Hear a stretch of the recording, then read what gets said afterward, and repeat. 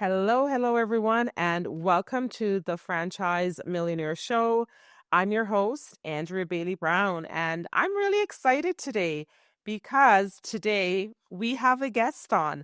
I know you've been listening to me going solo this entire time, but we've decided to change it up and for 2025, bring on some of the people that I've met along my journey on this franchising journey and on the road to helping people build up their own business and start their own franchises. So today I'd like to welcome my special guest, Judith Gallimore. Hello, Judith. How are you? I am very well. Thank you so much, Andrea. Thanks for having me on your podcast today.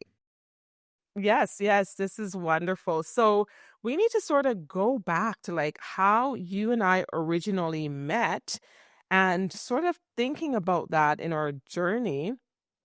But actually, I remember now. So Judith and I met when I got invited or asked to teach an entrepreneurship course at Norquest just a few years ago. I don't think it was that long ago. And Right? then while I was there, this woman was so good and was so kind, very helpful to me as I'm trying to get my the portal set up and do all the things, and because I've not been in that role for many years. And but this person was so helpful and was always kind, always took the time to show me everything, how to enter the marks, like everything that I needed to know. And that was what stood out for me when I met you, Judith. Your kindness was just ongoing, and her calmness, you'll hear it in her voice, very calm, very helpful. And when you're fluttering, she's not showing any signs of fluttering at all. Do you remember that, Judith? Like really helping me through Mhm.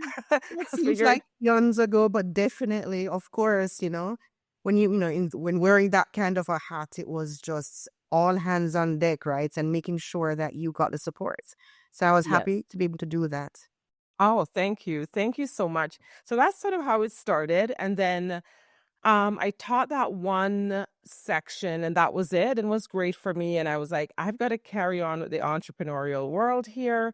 And then I was at a trade show at the based in Edmonton. And I was walking through and ran into you and your husband. Do you remember being at the franchise trade show and you were looking at franchises? Remember that? Yes, and I was wondering because, we didn't have a conversation before that because our relationship was in a different context, right? And then yes, we had the desire, my husband and I, to start our own business, and we thought maybe we look at a franchise as an option. So we did go to the franchise show, and I think it was 2023 that we went to that show actually. And then when we turned the corner and I saw you, and I was like, "What are you doing here?" And you're like, "What are you doing here?" I And know. then, that's how the conversation began. And, I expressed to you that, our interest in starting our own business, but we were just not sure, what kind of, business to get into, or should we, do it on our own, or should we try with a franchise? And then you were just at the right place at the right time for us. Can you imagine? I mean, so many people were there and we just, our eyes connected and then, it was just meant to be. Yes. I do believe in synchronicity. Sometimes there are no coincidences. We are where we are just at that right time because I was not even exhibiting at the show. I was there as well as an attendee, kind of looking at it and scouting out if our agency, Bailey Brown, the franchise agency, should participate in the show. So we were also there trying to figure out would it be a good fit for us. So that's why. So I agree. There are no accidents. But so tell me, what was your role and what position? Because you're a pretty smart woman. Like, what was your role at Norquest at that time at the college? What is your position? Yeah. So at that time, I was an assistant chair. At that time too, I think I was in teaching as a business instructor for maybe about 20 years. So it's been a long road in terms of my professional career, and I have invested a lot of time and effort into that. And Norquest was so good to give me the opportunity to actually level up, so to speak, and be like a manager to help instructors like yourself. just be fully oriented and feel comfortable and, in terms of the background of teaching in a classroom. People don't necessarily understand that showing up in a classroom is just one thing, but all the preparations and the work that happens behind the scene just to make that instructor feel so solid and empowered to do what they have to do. It was a very loving, interesting, exciting type of phase in my life at that time, and I was really fortunate to have had that opportunity. I also remember, do you have some sort of a law degree as well or something in law? Like, I'm telling you, There you was have. absolutely.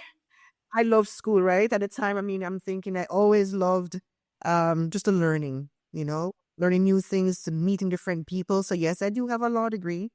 I also have an accounting diploma. I have a political science degree, a master's in government, and I'm now actually pursuing my doctoral. So I'm doing a doctor of business administration. Oh, wow. So when I tell you this woman was super smart, I was not making it up. Do you hear? You've heard it from her for real. So let's get back to the journey that you're on. So with all of these amazing accomplishments, your degrees and the brilliance that you have, yet you decided something inside of you said, with your husband Damien and yourself that you actually wanted a business. So tell me what led you down that road, led you to the franchise show and then eventually us meeting. So let's talk about that. Yeah. So going way back to when I was younger, my parents, they came from humble beginnings, and the one thing I always remember my mom saying to me, she always say, remember, once you start having children, you have to ensure that you build that generational wealth for your own children, for your community, and you help those who are in need. So that always stuck with me, right? So, as a couple, myself, my husband, who is not here, obviously, we recognize from early that owning our own, whatever that may be, owning our own business, even developing multiple income streams, that's something that we wanted to do together, right?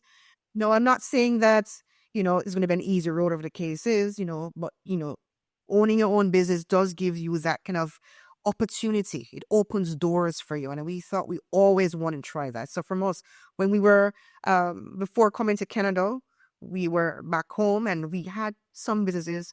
We tried. Some were good, some were not so good. Um, but we always had that drive. We always had that, um, I don't know how you explained, Andrew. Let us fire something burning in you to say, you know what, there is more. You want more, and there's nothing wrong with wanting more.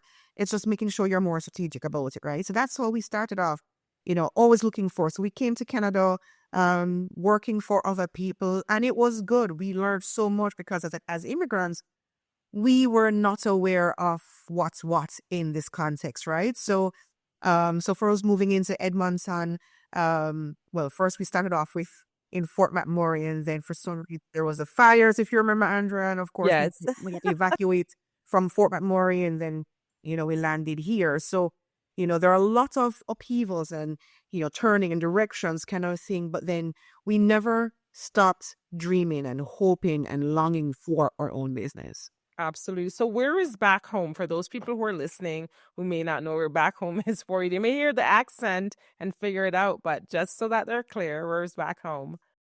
Well, I'm a proud person to say this. I am a Jamaican. If you meet any Jamaican, is the pride is just all the Yes, way the up there, pride is right? there. Small island in the Caribbean for those who may not know, you know. And yes, came to Canada looking for that dream, right? Just like I said, just better for family and for kids, right?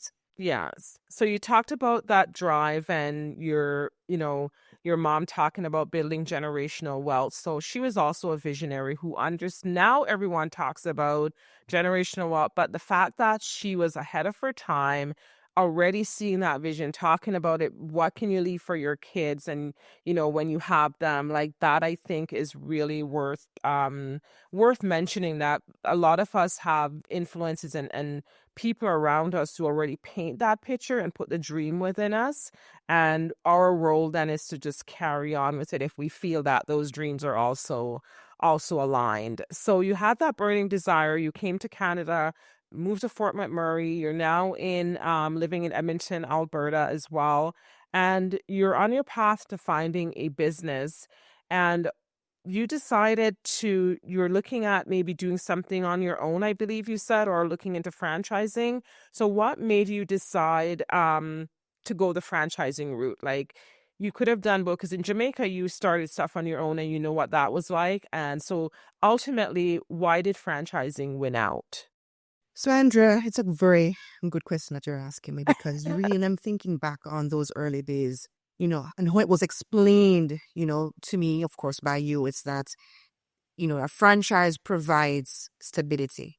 It provides presence in the market. It provides models that you can use, important business models that you can use to help you to just to understand and navigate your own space in your own business as well as the market that you're in. So that's tried and proven, right? It's based on other person's mistakes, it's based on other experiences and what were the best practices. And then I could benefit from that. And that was super, right? Because for me, going from a owning your own business and going through not knowing what the market is like and not knowing which models worked, that was a bit overwhelming for me. But having a franchise that just it has that kind of tried and proven, business model that you could use, it's copy and paste almost. I'm sorry to say it because I'm an instructor, right? And we always tell students, you don't copy and paste, you don't plagiarize. But if ever there is one time where it works, it's in a franchise. You know, the expertise that they share, and even started from you, Andrew. I mean, a lot of times in the conversations that we had at the early, in the beginning, just opened my mind to so much more kind of thing because you were speaking from a position of experience. That I did not have. For that I was like an open book, like a sponge, and smoking everything in. So that was what made it easy in terms of that decision to go ahead and choose a franchise. I love the way you explain that, like copy and paste. And sometimes, in one world, something that doesn't work works in this world. And I found like in franchising is a unique space where you can almost, in quotation, break all the rules for what you cannot do in certain things. You can do in franchising. So, for example, um, if I were to open a hair salon, I probably would have to be like a hairdresser myself. But in franchising, I can go and open a full-on salon because of the model, and I've never cut hair for other people or done anything like that. So you can really create your own rules in the franchising world. So let's talk about the franchise we work together to help you find a franchise business. So what is the franchise that you actually invested in? So let's maybe talk about that first, and then we'll back up and talk about, some of the fears and some of those things that happened around along the way. So I'm the part owner with my partner with Mr. Handyman of Southwest Edmonton. So we are a handyman business, not in teaching or career building. We're in trades, right? That decision came was interesting because when we met and we did the assessment together in terms of our appetite for a franchise and our knowledge base and what our comfort levels were. You gave us quite a few options that would be close enough that would fit into our personality. So you made a good point, in terms of people believing that franchises, it's just like it's not necessarily a cookie cut every time. You have an opportunity to invest or to infuse your own kind of style and personality within the scope of what you have to do. It's not always a cookie cutter, no, and I get it. From franchise to franchise, rules and regulations are different. So you have to investigate that for yourself and see what's comfortable for you. But then when we went through that and based on the list of things, the one thing I appreciated was that, again, because this was a franchise world which we're entering in that we didn't have any much knowledge about, when we brought to you our questions or concerns, you gave us that space and time and you really listened to us and you try to help to navigate what would have been the best solution, right? So we had different options. I'm trying to remember. We did have a hair salon, I think, was on our list. Yes, I We think there had, was.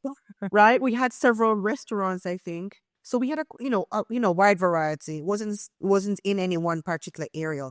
But when we landed on Mr. Handyman and we looked at it from the perspective that yes, although we don't have that much of experience in terms of handyman per se, we are handy with things that we do, and we have an appreciation for the trades. Um, but that didn't stop us, because in terms of what was on the table and what the benefits were of this particular franchise, we thought, you know what, this had fits into what we were looking for, and that's why we made that selection. So tell me, what does your business do? Who do you help? Who do you serve? Like, it's called Mr. Handyman, and who would be your ideal client for your business, and and who do you help basically? So we provide repair and maintenance services to residents and to commercial places, whether it's going to be property management or regular commercial places where you have offices and you have restaurants, that you have things that are broken, doors are broken, handles are, not working properly. You have drywall repairs. We do a wide cross section of just those small to medium size fixings, especially for those persons who work so hard and just know that they have these projects, they have these things to do, just don't have the time. They may have the knowledge and experience, but don't have the time, or they have no idea where to start. So we come in and we provide quality advice, and experts, try to listen to the customers, and that's important, is listening to our customers and ensuring that, we're giving options. For me personally, I like when people come to me and give me options and make me a part of the selection, make me a part of the decision making, right? Because it is my home, it's my property. So I do infuse that and ensure that there are important options. And of course, with each option comes, outcomes, consequences, and things like that. And we provide that information to our customers so that at the end of the day, when they make their choice, they are satisfied and they're happy with what is there. Worcester, yes. And I have to say, you've just described the ideal client, because that's who I am. I have things that needs to be done, too busy. My husband, super, super handy guy, can do almost everything, but he shouldn't, because he's also really busy. And I'm just happy to say that I've been a client of yours. We've, brought you in a couple times, and the best money we have spent, because a lot of those things would still be sitting there. You built out our shelf in the basement, and it was so nice when my husband is a major organizer, so that's his love language, organizing. And then of course he's married to me, who my love language is everything's all over the place. And Yeah. so he was very happy with the service. And then you guys came into the office as well to help put up those things, like, really, really well worth it for us. And because there is that segment of the marketplace. Another thing is that I've realized, and say where I live and where most people live, is that you're afraid, like if you have a small job, sometimes you believe the trades and people won't come out for you because you don't have maybe an entire house that needs to be the floor carpeting needs to be done, that you feel like the job is not big enough, so you're almost a little embarrassed to say, hey, can you come in, and I just have this one door lock that I need to be fixed, or this shelf has fallen, and you start to minimize because you're like, ooh, is it too tiny to call someone?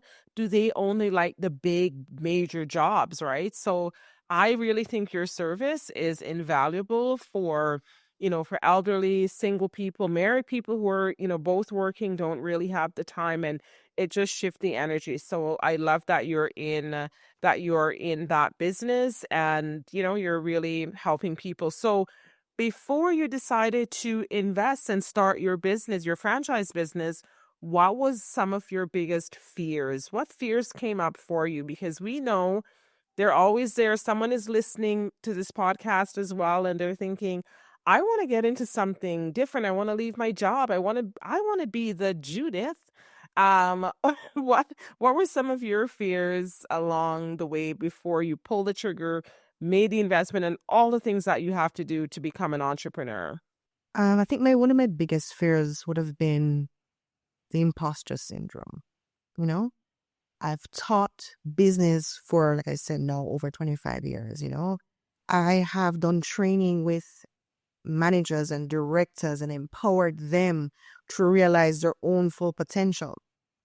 But then to start your own business, I'm thinking to myself, can I hack it? Would I be successful? Can I listen to my own advice? I don't know. Right? I know. No,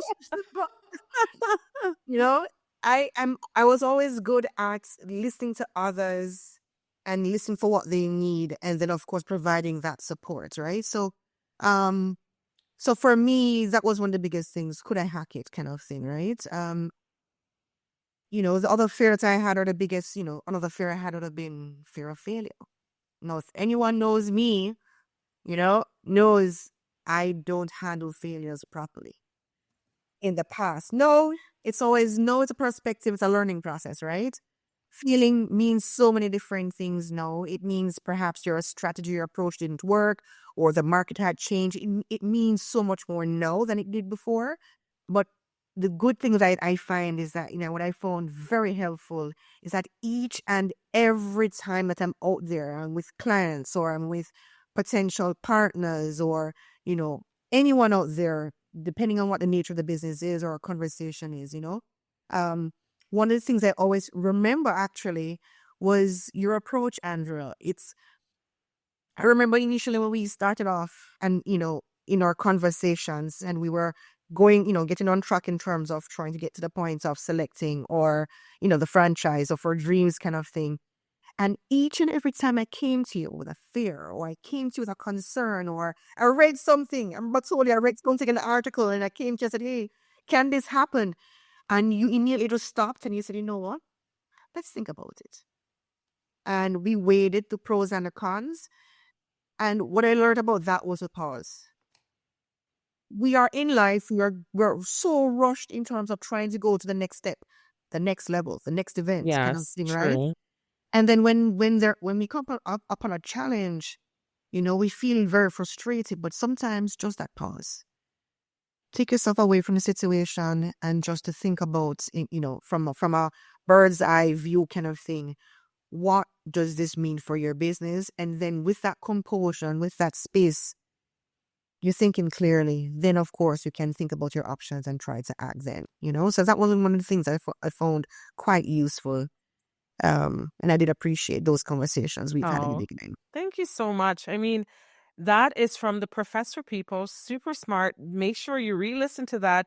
There She dropped a lot of gems there, and I would go back and listen. Talked about the imposter syndrome, really, because a lot of people struggle with that going into business. And something that Judith said that was really important is she has been teaching business to other people, to business students, and now she had to practice what she's been teaching. So sometimes the theoretical side, you have to look at who are you also getting all your knowledge and information from. Yes, there are times we have to do the work to get our degrees and to go through the process to become to get your business administration. Or I did a master's in business as well. I attended all the classes, did what I have to do, but ultimately we have to shift some of those things and really put them into practice, because it is easier. And that's why you see on social media and on the internet, everybody talks about entrepreneurship and showing off the cars, and it's so cool.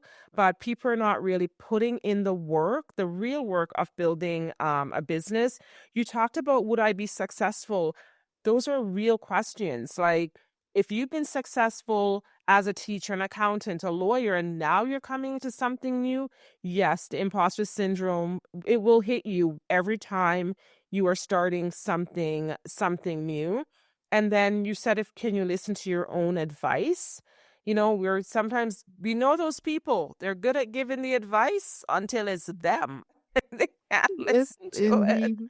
And then you talked about the fear of failure, which is really real. I watched the Super Bowl on Sunday and saw Jalen Hurts and the Philadelphia Eagles, became the Super Bowl champions. And something that Jalen Hurts said he did was his saver was 2 years ago when he lost to Patrick Mahomes and the confetti was coming down and he was walking out, and he kept that as his screensaver. And then he said something. He said that failure lit a fire in me. So that is how he became a winner 2 years later. And so how we approach the failures that happen to us, they can light a fire within us. I think the fear of failure, it can be motivating, and we have to figure out how do we use that for us. For me, when I resigned from teaching, which was paying me really well, good to every month, teachers are paid monthly in Edmonton, Alberta. So I was paid month. It was so guaranteed. But when business was down and I got nervous and fearful, I would drive by, depending on the time of the year, or walk by a school. I would see all the kids outside, the teachers on supervision, and I was like, I do not want to go back into that building or any of those buildings. And that's what I would do. That fear of not making my business work and having to go back to the school board and start the hiring process all over, becoming a substitute teacher, I would say is what really drove me to, like, you got to dig deep, make an extra phone call, do whatever you need to do. So you said so many amazing things, and it's good to know for people listening that it's not always, easy street, and that it's going to always be, successful and things like that. One of the biggest things, I mean, it is, Black History Month as well. We have a Black entrepreneur here. One of the big things that happens for a lot of Black entrepreneur is that um, it's about navigating funding to start their business and finding the money. And so sometimes when people hear franchising, you know, we were my husband was talking to someone just a few days ago, and the first thing they said was, "But isn't that very, very expensive?" And so they kind of eliminate it altogether. How did you navigate finding funding, and what did you do for people who are probably wanting to do something, but that's their biggest block? You have to plan. No doubt you have to plan and prepare yourself. Um, Going into a business, any business, there's a saying that I've always heard, if you fail to plan, you plan to fail, right? So before purchasing the franchise, we did our research, you know, we looked into the amount of money that perhaps we would need to start the franchise. That's one set of funds. And then you have to think about then how do you operationalize the business for a year, 2 years, 3 years, right? What would have been the requirements? And then you're adding in the what ifs. What if I try to scale up? What if I try to get more assets? What if I try to, go into different markets? And within that 3 years, what is even realistic and allowable? And then the third thing we looked at was what do I need? For myself and my husband, we took the decision that he would continue to work and then I would have resigned my full time business because he needed someone to be there. And I mean, I do have friends and I know people who, um, they've, even for the very beginning, they're maintaining their job while trying to run the franchise. And kudos to those people. Not saying no. It can happen. It depends on your franchise and it depends on how it rolls out, right? We took that decision. So for me, taking that decision to stay home, it means that, or to stay in the business on a full-time basis, it meant that my personal expenses, my personal needs had to be taken care of. So um, when we met Andrea at that franchise show, we were already saving before that. We decided that we're going to take a year and a half to try and save as much as we can. So we cut and reduced all our, as many expenses we could. We tried to prioritize what was on our plate, make it to be a bit leaner personally, kind of thing. So those are the three things that we did to try and ensure that we had a strong enough foundation at the very beginning. And then we also looked at, um, you know, grants. We looked at grants as an option, as well as financial institutions. A combination of things that we did, because starting, like I said, starting is one tranche, it's one phase, but then you have to think about operationalizing over the period of time. And you have to expect that when you're starting up, no one knows you. So you have to think that a lot of the costs initially would be to try get into the marketplace and to be recognized and to do things and to be, um, you know, your company's name or the symbol, or it becomes recognized, and that takes dedication, that takes time. And it's interesting you give an example about the Super Bowl, because you said that for Hertz, you know it took him 2 years. Yes, It didn't happen overnight, I right? know. Super Bowl is every year, but he was focused on making sure that someday in the future we'll get to that point, right? So the beautiful thing about financing is that it's, and again, like I said from the very beginning, it's a planning. You have to plan and you have to be realistic. You know, you sacrifice. I sacrificed the vacations. I sacrificed the freedom to just choose where I wanted, what I want to do with my money or with my life, because it had to be all hands on deck for the business. So planning was a crucial part to uh, my sourcing of financing. Wow, well said. Planning, and I love that quote. If you fail to plan, you're planning to fail. All of that. So some people are just they have an idea, think they go from idea to success in the same day. You have to have, okay, this is what we want to do and how are we going to make that happen? And then I would say my last couple of questions is what's been one of your biggest success or your proudest moment since becoming a franchise owner that you look back and you're like, oh my gosh, this feels really good. I'm proud of myself. This has been, what's been one of those moments so far. Two things come to mind when you said that.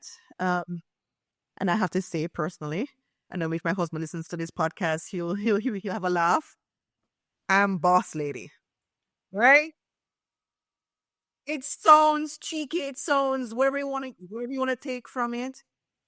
But you know, I did it, and I have a lot of control of my life in terms of what I'm doing. I'm the boss lady. Something that I covet, something that I'm proud of. Um, and then